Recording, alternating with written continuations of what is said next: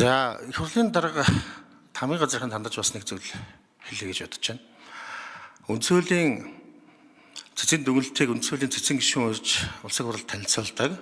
Танилцуулчаад одоо чуулганы нэгдсэн хурлаар оролцдог л да. Одоо олон жил одоо энэ үндсэн хуулийн цэцэн байгууллагаас хойш оролцоод явдаг. Сууж идэг байсан. За энэ удаа ингэ байхгүй байна. Энэ удаадраа юм байгаад байгаа. Гишүүдийн асуултанд хариулахгүй байж болно. Гаргасан шийдвэрийнхаа төлөө түүнийг тайлбарлаж хариулахгүй байх эрх нь бол бий. Тэрийг бол хүндэж байна.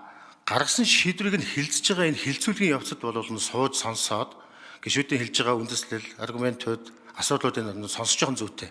Энэ бол өмнө олон жил явж ирсэн одоо юм жишг шүү. Энийг одоо цаашаа тамгын газар одоо байлцуулах зүйтэй гэдгийг одоо хэлье гэж бодож байна. За дараагийн зүйл. За энэ үндсэн хуулийн цэцгийн 0.4 дүгнэлтийг бол хүлээж авахгүй байх нь зүйтэй. Нэгдүгээр төрийн байгуулалтын байнгын хороо, за мэргэжлийн байнгын хороо бол хууль зүйн байнгын хороо хүлээж авахгүй байх нь зүйтэй гэсэн ийм санал дүгнэлтийг гаргасан. Үүнийг гаргаад зогсохгүй хүлээж авахгүй байх үндэслэлээ улсын хурлын тогтоол хэлбэрээр боловсруулад үүнийгээ бас оруулаад ирсэн байж байгаа. Хүлээж авахгүй улсын хурлын хүлээж авахгүй гэвэл тодорхой үндэслүүд нь үндсэн хуулийн цэцээр очино. Үндсэн хуулийн цэц их суулаар хэлцэхдээ улсын хурлаас одоо гаргасан энэ тодорхой үндэслүүдийг хэлцэх юм. Ер нь бол улсын хурл бол хүлээж авахгүй байж болно. Авахгүй байгаа үндэслэлээ бичих юм бол үндсэн хуулийн цэц үнийг нь хэлцдэг ийм одоо жишг рүүгээс бид цаашдаа явах ёстой.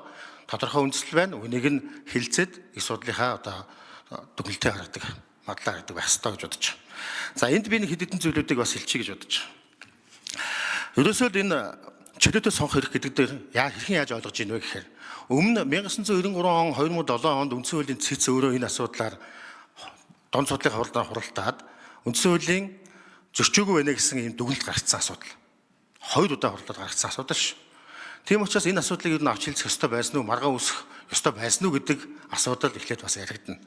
За ингээд үүнийгээ хэлцээд явахдаа чөлөөтэй сонгох гэдэг ойлголттой дээрээ одоо магадгүй онлын бөгөөд үндсэн хуулийн үзэл баримттай холбоотой маргаанууд яригдаж байна. Үндсэн хуулийн цэцэн гишүүдийн зарим гишүүдийн ойлгож байгаа асуудал манай их хурлын гишүүдийн ойлгож байгаа ойлголтууд зөрүүтэй ойлголтууд байх шиг байна. Тийм учраас энийгээ бол одоо ярих ёстой.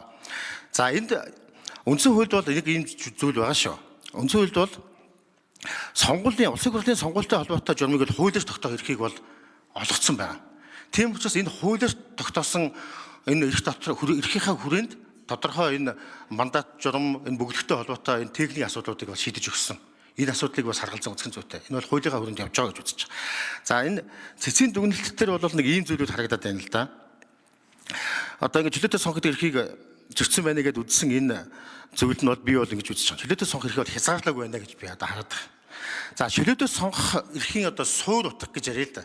Энэ бол сонгуульд оролцохгүй байх, оролцох эрх, энийг чөлөөтэй шийдэх гэсэн энэ асуудал. За иргэн сонгуульд заавал оролцох үүрэг хариуцлага хүлээхгүй байх гэдэгтээ нэг авч үзэж болно.